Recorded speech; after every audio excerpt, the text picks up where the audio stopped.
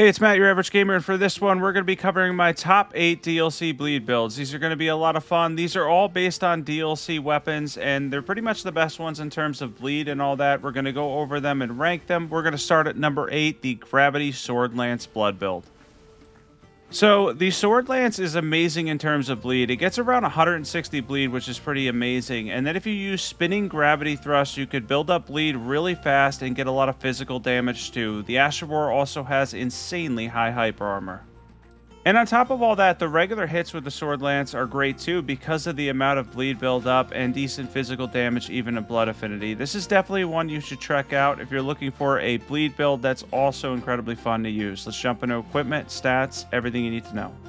And we have the Sword Lance in blood affinity, of course, with spinning gravity thrust. Any seal for buffs. We have the white mask, part of Rakshasa set on. We have Melissa's Prosthesis, Shard of Alexander, Lord of Blood's Exaltation, Wing Sword Insignia or Rotten Wing Sword Insignia if you have it, Thorny Tear, and Faith Tear as well.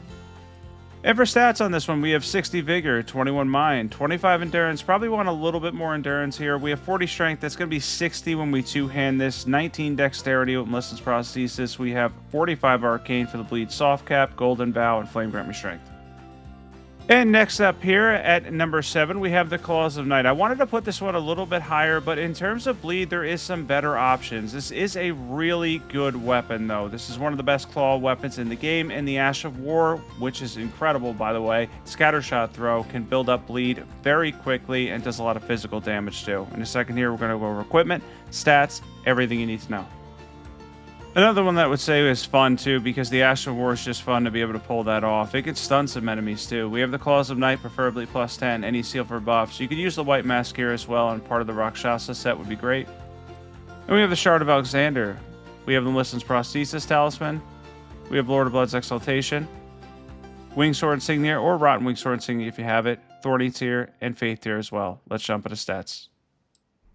And for stats on this one, this is going to be a dexterity build. There's really no arcane scaling whatsoever here, so you're going to pump up all the way up to 80 dexterity with Melissa's Prosthesis, 75 is our base dexterity, 25 faith with the Faith Tear, 60 vigor, 20 mind, 26 endurance, 15 strength. And then, of course, we're going to be using Golden Vow and Flame Grant Me Strength for a lot of these. These are two great buffs that can increase your damage substantially.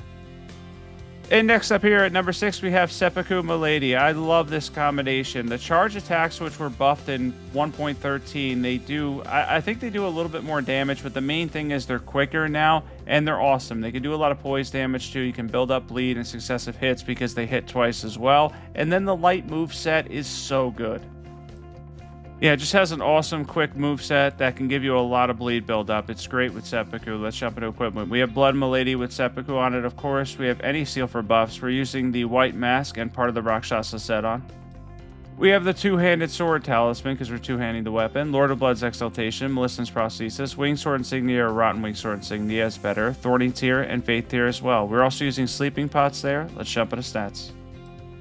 And for stats, we have 60 Vigor, 18 Mind, 28 Endurance, 14 Strength. We have 45 Dexterity and 45 Arcane, 25 Faith with the Faith Tear, so we could do our buffs, of course. And we're going to be using, once again, Golden Vow and Flame Grant Me Strength. This is a really fun build. I recommend trying this one out. And next one up here at number 5, we have the Backhand Blades. The Backhand Blades are incredible. The Ash of War is great to avoid attacks. You're going to see me do that with the second Tree Sentinel here. And then building up bleed is really easy because this weapon is incredibly quick. If you haven't tried the Backhand Blades yet, I recommend trying them out for sure. This is one of those ones that's going to help you a lot in fights. You're going to see here on the second Tree Sentinel, I'm going to end up using the Ash of War, and we're going to be able to dodge most of his attacks because you get invincibility frames with it.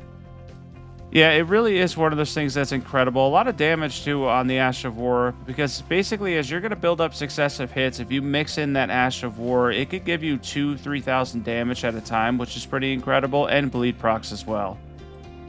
And we're going to go over stats, equipment, everything you need to know for an awesome Backhand Blades build. These are great weapons, and certainly ones worth trying out. And we have the Backhand Blades in Blood Affinity, preferably plus 25, any seal for buffs. We have the White Mask and part of Rakshasa set on here. We have the Shard of Alexander, Lord of Blood's Exaltation, Melissa's Prosthesis, Wing Sword Insignia or Rotten Wing Sword Insignia. That's meant to be the Thorny Tear. I forgot to change it over. That's what you're going to use there, and the Faith Tear as well. And for stats, we have 60 Vigor, 18 Mind, 28 Endurance, 14 Strength, 45 Dexterity, and 45 Arcane, of course, for the Bleed soft cap there. We have 25 Faith with the Faith tier, and again, Golden Vow and Flame Grant Me Strength for our buffs.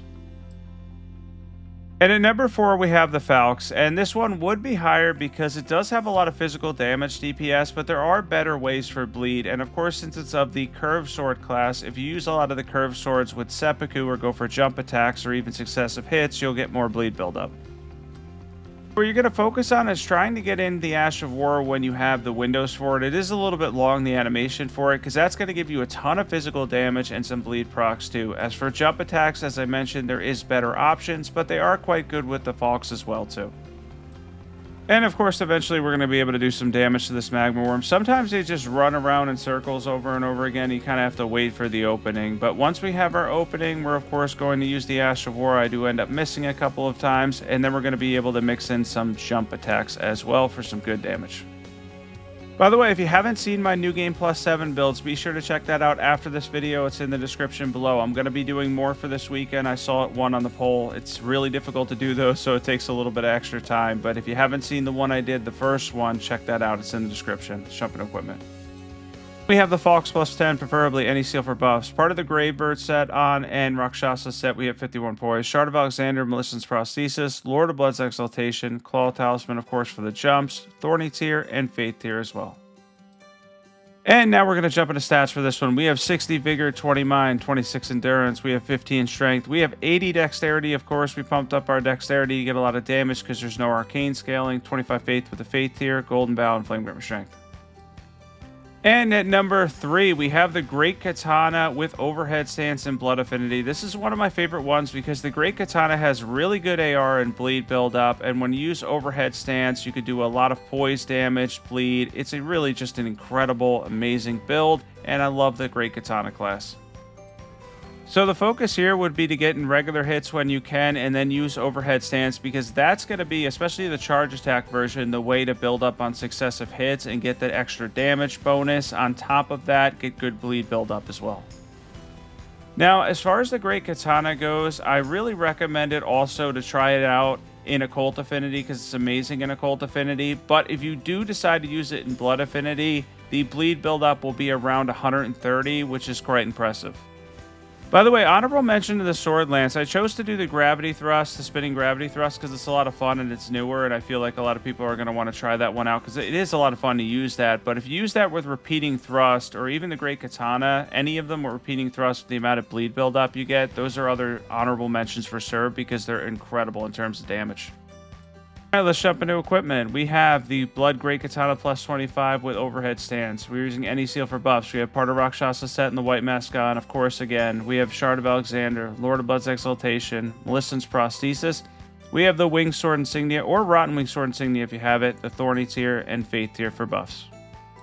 By the way, all the Dexterity and Arcane ones that I did in this build video, you can run together. Strength, Arcane, same thing. I use the same stats for a lot of stuff so that you can run several of these. 60 Vigor, 45 Dexterity, 45 Arcane, Golden Vow, and Flame Grant Me Strength. And at number 2, we have the most surprising one on the list for me because I didn't really use this one that much, and that is Messmer Soldier Spear. I did this once with Radon and ended up working out quite well. I'm going to show it off again here with Royal Knight's Resolve this time. It is absolutely incredible and does a ton of damage on charge hits.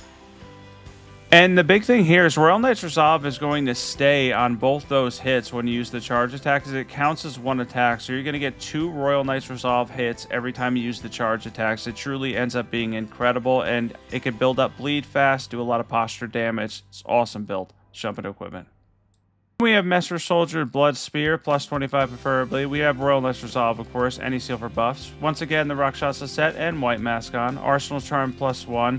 We have the Axe Talisman, Two-Handed Sword Talisman, Millicent's Prosthesis. We have the Spike Crack tier and Faith there. There's one note here real quick.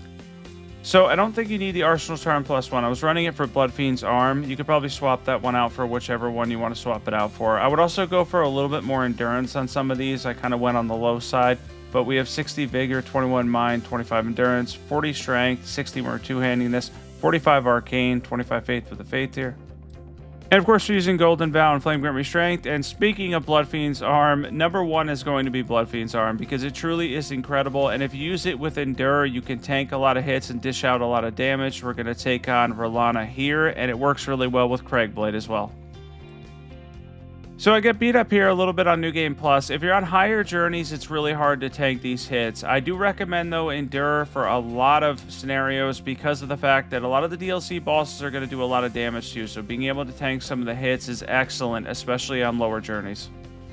So keep using it Endure and then keep trying to get those charge hits in, and you're going to be able to posture break a lot of the bosses. Aside from pretty much Journey 5 and on when posture breaking becomes really difficult, and even then, Bloodfiend's Arm, it's about 3 to 4 hits with the charge attacks to pretty much break anything because it does do a lot of poise damage. And then when you get in those breaks, you have a lot of opportunities to heal and stuff too, which is really convenient. Endure is something I like for a lot of the DLC bosses, but for the base game bosses and whatnot, you could throw on Craigblade with the same exact build, do massive damage, and break bosses even easier with the additional poise damage.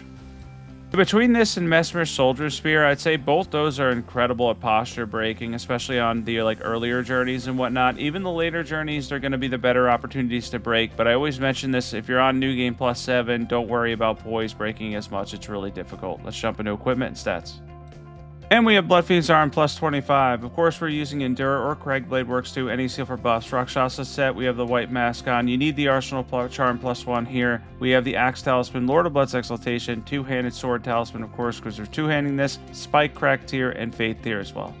Great Jar's Arsenal is better. I never got around to getting it. It's only like 2 or 3% better, I believe. There's not too much of a difference. This one's easier to grab. We have 60 Vigor, 21 Mind, 25 Endurance. If you're on higher journeys, you're definitely going to want at least 30. 40 Strength, 60 where we're two-handing this, 45 Arcane, and then we have 25 Faith with the Faith tier. We hit over 51 Poise, and we're using Golden Vow and Flame Grant Me Strength.